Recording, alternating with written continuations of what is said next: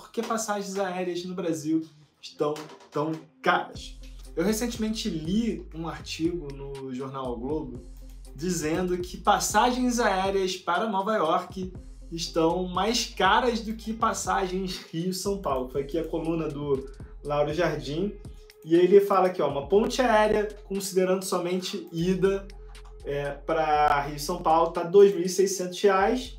E se eu for Rio para o JFK, o aeroporto lá de Nova York, um dos aeroportos de Nova York, está R$ 1.800. Ou seja, tá R$ 800 mais barato que um voo para São Paulo. E aqui, ó, a propósito, o levantamento da associação, né, levantou Rio e São Paulo por cerca de R$ 8.000. Eles acharam uma passagem Rio-São Paulo de R$ 8.000. Eu normalmente, você não pega muito avião, né? Eu peguei os meus primeiros faz pouco tempo, mas eu não pego muito avião, não. Eu normalmente acharia que é um exagero da mídia, porque realmente é absurdo acreditar que as passagens Rio-São Paulo estão mais caras do que uma passagem para Nova York. Mas eu pego muito avião, eu viagem aí 2, 3 vezes por mês de avião, vou fazer palestra, evento e tal, viagem. E eu tô querendo ir pro Rio, eu sou do Rio, para quem não me conhece, não me acompanha nas outras redes, eu sou do Rio de Janeiro, eu moro aqui em Curitiba tem 6 anos, só que normalmente datas comemorativas eu acabo indo pro Rio. E eu queria ir pro Rio no final do ano, agora no Natal. E aí, Cada um com seus gostos, né? Uns gostam de fazer coisas legais, outros gostam de ir pro Rio de Janeiro. E, cara, antigamente, quando eu saí do Rio em 2012, né? Tem mais de 10 anos. E no começo eu ia todo mês pro Rio de Janeiro. Depois eu fui a cada 2 meses. Hoje eu vou a cada 3, 4 meses, assim, ainda contrariado, vou mais para ver família, amigos, mas Rio de Janeiro é cansativo chegar. É um aeroporto. Antigamente a gente chegava no Santos Dumont, né? Vou falar ainda sobre o que aconteceu especificamente com o Rio, mas a gente chegava no Santos Dumont e, era mendigo ali dentro do aeroporto, era taxista te abordando ostensivamente, era desagradável chegar no Rio de Janeiro. E fora o calor, né? Então, para quem, aqui em Curitiba, tinha dias que eu saía, tava 15 graus, chegava no Rio, tava 30. Então, já chegando, você já meio que se arrepende de ir. Eu tenho muitos amigos cariocas que moram em outras cidades e eles falam a mesma coisa. Bom, nada contra cariocas, tem até amigos que são. Tem até amigos que são cariocas. E por que as passagens estão tão caras? Eu, em 2018, eu tinha meu blog, eu tinha meu site e eu fiz um texto explicando por que viajar de avião era tão caro. Na época, eu achava, se eu for considerar ambas as épocas, né, 2018 e hoje, eu acho que 2018, considerando a inflação, tá? Mesmo considerando a inflação, 2018 era muito mais barato viajar de avião, só que ainda assim sempre foi caro viajar de avião, né? E eu vejo muita gente, já tinha em 2018 aquela discussão de empresas aéreas, se elas podiam cobrar por bagagem ou se não, enfim. E aí as pessoas já discutiam essa questão de passagem aérea, né? Por que passagem aérea é tão cara? E uma coisa que eu notei é que muitas pessoas elas não entendem a curva de custos de uma empresa, não só a companhia aérea, que por si só já é um negócio muito mais complexo, por exemplo, uma padaria, e as pessoas elas não entendem. Então, por exemplo, você vai nessa padaria, você compra um misto quente, e aí você vê lá, o misto quente é R$10. Aí você pensa, com R$10 eu conseguiria comprar pão de forma, um saco de pão de forma, 100 gramas de presunto, 100 gramas de queijo e faria infinitos misto quente. Então, essa padaria tá ganhando muito dinheiro em cima de mim. Só que as pessoas ignoram custos como, por exemplo, aluguel, eletricidade, forno consome muito. Sabe aqueles freezers de picolé e tal? Isso consome muita eletricidade. O que acontece? as pessoas, elas deixam aberto. O cara vai lá pegar um picolé, um sorvete, uma coisa, deixa aberto. Pô, consome muita eletricidade aquilo. Você tem os maiores custos do Brasil de negócios. É questão trabalhista, né? Você tem que não só pagar o salário da pessoa, mas benefícios, a pessoa é pouco produtiva, então você tem que contratar 4, a gente até discutiu isso no último Squad Talks, a gente tem que contratar 4 brasileiros para fazer o trabalho que um americano faz. Você tem a questão dos processos, né, que você não só contrata a pessoa, como depois ela te mete um processo, então tudo isso está embutido no custo que o cliente não está vendo. E companhia aérea não é diferente. Só que a companhia aérea, a curva de custos é bem mais complexa que uma de padaria. E aí, nesse artigo que eu fiz aqui para o meu blog em 2018, eu explico, eu vou falar com números da época, tá? Na verdade, eu fiz em 2018, só que calculando para 2017. E como que eu fiz? Eu não tirei da bunda os números, eu simplesmente peguei o balanço, né? As companhias aéreas do Brasil, elas têm capital aberto em bolsa. Então eu peguei o balanço lá das companhias aéreas e eu vi como que elas distribuíam os seus custos. Então vou falar com números da época, mas óbvio que hoje vai ser diferente, mas a diferença da margem ali não é muito diferente. Então aqui, ó, a tarifa média praticada em 2017 foi de R$ 265 por trecho. Eu peguei o balanço da Gol aqui para analisar, tá? A tarifa então foi R$ 265 de média, uma tarifa média de um avião. E aí a Gol, se não me engano, ela só opera com Boeing, tá? Se não me engano, posso estar enganado. Eu acho que a Gol só opera com Boeing. Procura aí depois. Mas eu peguei não sei porque na época eu peguei o Airbus 320 como exemplo, que é o avião mais comum nos voos domésticos. A Latam usa muito Airbus, né? E eu também não sou especialista em... Isso eu deixo para aviões e música, mas só como referência mesmo. Então o avião tem em média 154 passageiros. E aí a gente fez as contas aqui, ó. Primeiro, combustível. Por passageiro eu vi que isso é o balanço da empresa, novamente balanço da empresa. E aí, viu? Então, ainda não deu resultado aqui, apareceu um monte de coisa genérica, então eu tô perguntando pro chat GPT. Pô, o estagiário esquerdista... Sim, agora tá acostumado a usar chat GPT, não sabe usar mais Google. Meu chat GPT é conectado com a internet, eu coloquei os plugins aqui. Pô, essa nova geração não sabe usar mais Google. Por que eu falei 15 artigos? Mas enfim, o Gol então é só Boeing. Pode ser que esteja defendendo, mas não muda. E eu usei o Airbus, que também importa o número de assentos em cada avião. Combustível. E aí, pelo balanço, eu vi que dessa passagem, em média, por passageiro, tinha um custo de R$ 82. Então, 1/3 da passagem, na época, já era combustível. E aí você tem o custo do avião. Como assim, custo do avião? Porra, um avião... E aí eu fiz a conta aqui, se eu não me engano. Um avião, o A320, ele custa... aqui, ó, 330 milhões de reais. Lembrando, novamente, 2017. Então, um avião custa 330 milhões de reais. E aí o avião, ele tem... Como que se mede a vida útil de um avião? A vida útil do avião, ela se mede pelo número de ciclos, né? O que é o ciclo? O ciclo é cada vez que ele aterriza. Cada vez que o avião aterriza, é um ciclo. A mesma coisa que você pega o iPhone, como funciona a bateria do iPhone? Cada vez que você completa 100% de carga no iPhone... Como funciona? Não funciona. Cada vez que você completa 100% de carga no iPhone, você tem um ciclo, e aí a bateria do iPhone tem um X número de ciclo lá, tanto que você consegue medir a saúde da bateria. Avião é parecido, cada vez que você aterriza o avião, cada vez que você pressuriza, né, o avião, é um ciclo. E aí o avião tem não sei quantos, 60 mil ciclos até ser descartado. E aí então, se você dividir os 330 milhões de reais de um avião por 60 mil ciclos que esse avião pode voar, você tem uma média ali e dividindo pelo número de passageiros médios do voo, você tem uma média de R$ 44.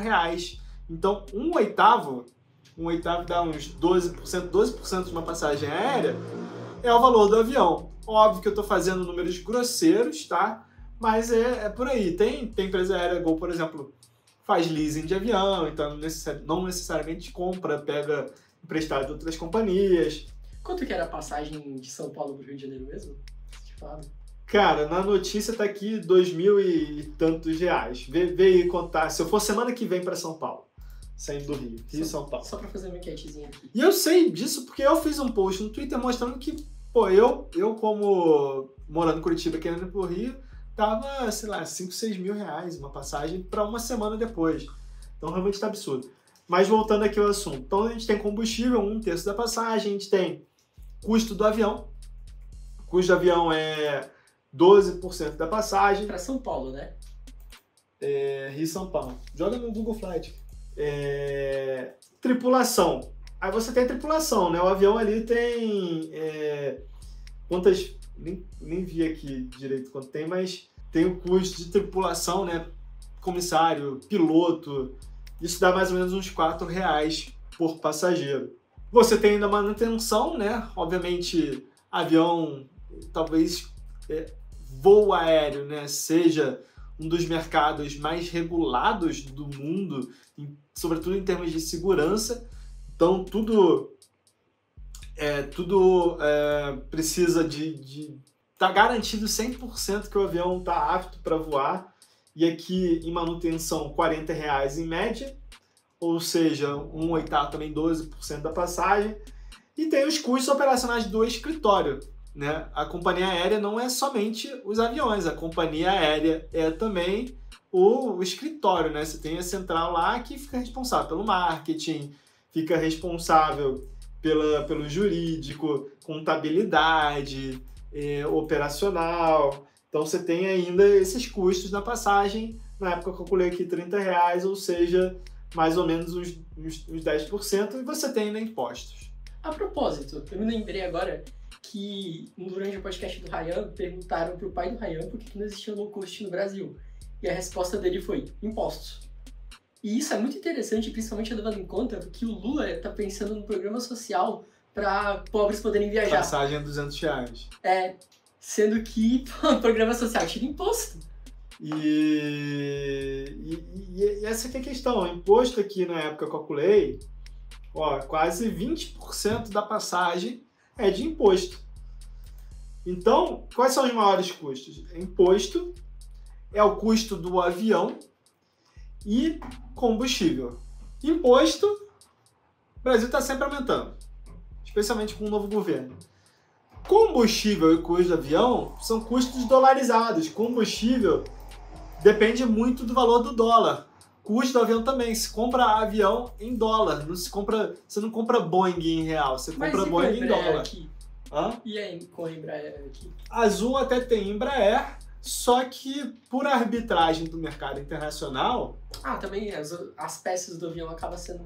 Porque o que vai fazer? A Embraer, ela não tem reserva de mercado. Então, se chega uma empresa da Polônia e quer comprar uma Embraer, já viajei de Embraer na Polônia, já viajei de Embraer em vários países. Então, quem paga mais leva avião. Sim. Então, eles vão fazer desconto porque está no Brasil. É uma empresa, uma multinacional, capital em bolsa, então eles vendem seus aviões em dólar também. E óbvio que o dólar valorizando, hoje, inclusive, na gravação desse vídeo, o dólar está até um pouco mais desvalorizado, está mais barato o dólar. Só que desde que houve a eleição, né, nos últimos anos, também não vou falar de político específico, nos últimos anos o dólar disparou no Brasil. Isso fez com que tanto o custo do combustível quanto o custo dos aviões tivessem aumentado.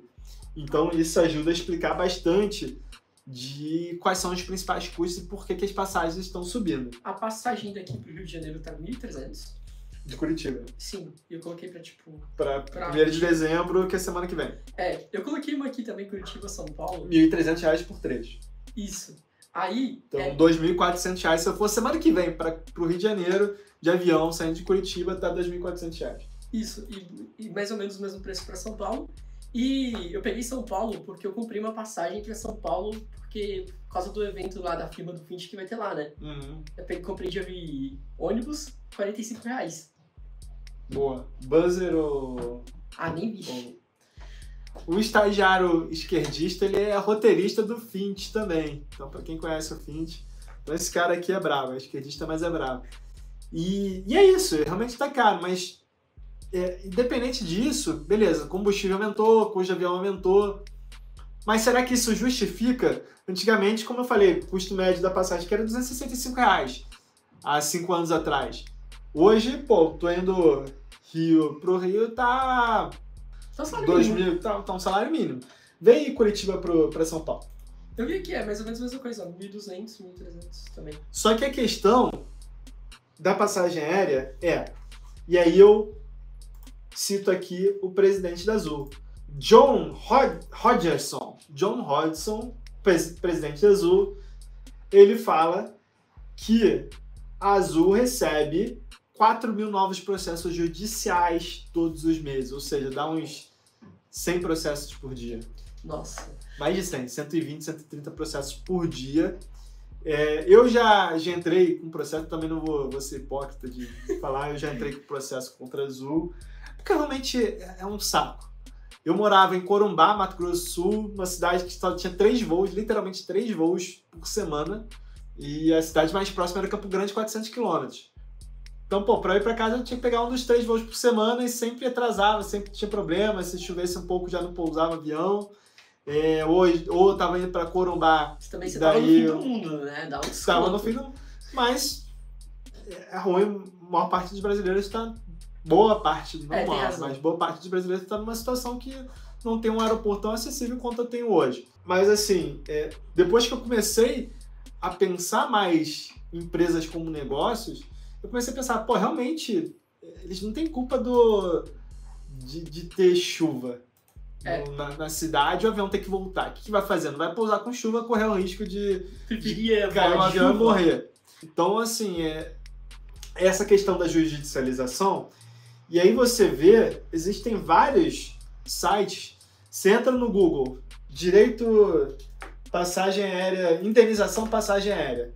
Vai ter vários sites com anúncio, ó, indenização passagem aérea. Vê os anúncios, ó. Indenização por voo, AirHelp. Aí vai ter outros aí, vê outros. Ó. Então, pô, AirHelp, essa empresa é uma empresa internacional especializada em indenização. E, pô, aqui no Brasil, com a complexidade jurídica que a gente tem, pô, os caras deitam e rolam. Estão nem aí. E aí o cara teve 1 horinha de voo de atraso, ele já mete processo. E vê se cola. Se perder, não vai pagar nada. Se ganhar, ganha. Então faz sentido entrar com processo, ainda mais agora que o negócio automático, você preenche o site ali e já sai com o processo feito. Então, essa que é a grande questão do Brasil, judicialização. E aí, a Azul, ela, em agosto desse ano, ela tinha uma política de... Azul especificamente. E eu já ganhei esses vouchers. Ela tinha uma política de dar voucher para indenização. Então, para ela não ter que se preocupar, o que ela fazia? Ela te dava um voucher, você podia comprar qualquer passagem aérea com esse voucher de graça.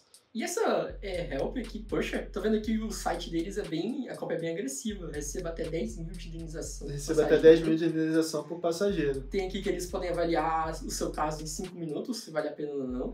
Pô, essa é uma empresa, eu não sei de onde que é essa empresa, mas parece que é canadense. Acho que é internacional. É americano. Então a judicialização encarece demais. Óbvio que mesmo que a empresa ganhe, ela tem os custos de, 4 mil processos aí por mês. Atender 18 idiomas, já tem mais de 10 milhões de clientes. 2 milhões de pessoas aí, cheio de brasileiro processando. Então, o custo de processo é muito caro. E você tem ainda no Brasil um negócio adicional que é a politicagem. Como assim? Por exemplo, liberaram empresa aérea de cobrar mala adicional. Por exemplo, a primeira mala, não adicional, mas a mala. A primeira mala ali. Você pode voar. Se você quiser despachar uma mala, você paga. E aí depois cancelaram. Pô, o Brasil tem muito isso, nem o passado é certo. Então, eles liberam uma coisa, cancelam, e aí a empresa fica sem saber se ela vai poder. Imagina você gastar em desenvolvedor de site, em estratégia e tal, para da noite pro dia falar, não, agora você não pode mais cobrar a mala despachada. Você tem que dar de graça no voo. Então, essa insegurança jurídica é muito ruim para qualquer empresa, né? Companhia aérea especificamente, porque movimenta aí bilhões. Seria até melhor para a empresa se eles falassem, não, vai ter que ser de graça e manter-se, do que ficasse trocando o tempo toda a regra, né? Seria melhor. Se Mesmo a se regra vai não, para sempre vai ser assim, você não pode cobrar. Pronto. Se vira com isso. Só que o problema é liberar para depois proibir, para depois liberar. Aí vem decisão de um juiz federal e libera. Então, é um negócio extremamente absurdo. Essa insegurança jurídica é muito ruim para as empresas. Deixa eu... Então você tem a questão da judicialização, que isso afeta muitas empresas no Brasil. Você tem a questão da insegurança jurídica. E aí você tem a questão também da politicagem. Como assim? Santos Dumont, você viu o que aconteceu com o aeroporto Santos Dumont no Rio? Não, o que aconteceu? O prefeito do Rio resolveu que ele queria trazer mais voos para o Galeão, que é o aeroporto internacional do Rio. E aí o que ele fez? Ele proibiu os voos de irem para o Santos Dumont. Então agora só voo Rio-São Paulo e, óbvio, Rio-Brasília, que os políticos têm que descer ali no centro da cidade, no Rio. Então, nós, médios mortais, não podemos. Pensa, eu até joguei no Twitter isso, eu não lembro direito os números, mas tipo, da minha casa no Leblon, no Rio, até o aeroporto é 10 km. Só que até o Galeão é 20 km, o dobro da distância, fora que eu vou passar ali pelo Complexo da Maré, que é mega perigoso, vou pegar trânsito, então é tipo 2 horas. Às vezes mais vale eu ir de carro pro Rio de Janeiro do que descer no Galeão. Então eles fizeram esse absurdo. E aí, óbvio que ia acontecer, e eu falei isso, ia aumentar os preços. Então, as companhias aéreas, para se reprogramarem, elas tiveram que aumentar o preço. Mas e o próprio Estado causou o problema dele? Normal, né? É o que acontece. Então, tem essa questão, judicialização, tem os impostos, né, que o Brasil constantemente aumentando, a gente não sabe, e, novamente, insegurança, a gente não tem... certeza de que o que vai ser cobrado hoje de imposto vai ser cobrado amanhã. A gente não sabe quais são os impostos, na maioria das empresas a gente nem sabe direito como pagar, o que pagar. Você tem o custo em dólares, né? Custo de avião, outros custos em dólar da companhia aérea. E aí você tem a questão pô, você não saber se você vai conseguir tirar um voo aqui de Curitiba e ir para o Santos Dumont. Então eu, por exemplo, estou indo para o Rio no final do ano, eu vou ter que ir para o Galeão. Não é o que eu queria. Se eu quiser ir para o Santos Dumont, eu vou ter que pegar uma escala, uma conexão em São Paulo, e aí 4, 5 horas de voo. Não faz sentido. E aí, para finalizar, tem mais uma questão, que é demanda. Uhum. Com a pandemia, ninguém sabia o que ia acontecer, né, de passagem, se ia subir, se ia, com a demanda, né, de passageiros, se ia subir, se ia cair, se as pessoas iam voltar normalmente. E finalizando a pandemia, mesmo dentro da pandemia já tinha muita gente voando, finalizando a pandemia o negócio explodiu. Então hoje tem muito mais gente voando, muito mais gente querendo voar, e aí o que acontece é oferta e demanda. Como as companhias aéreas não se programaram para isso, elas estão com uma demanda maior do que elas conseguem suprir, demanda grande, oferta baixa, o preço sobe. Então, quando você estiver se perguntando, pô, por que passagem aérea do Rio São Paulo está muito cara, são essas questões.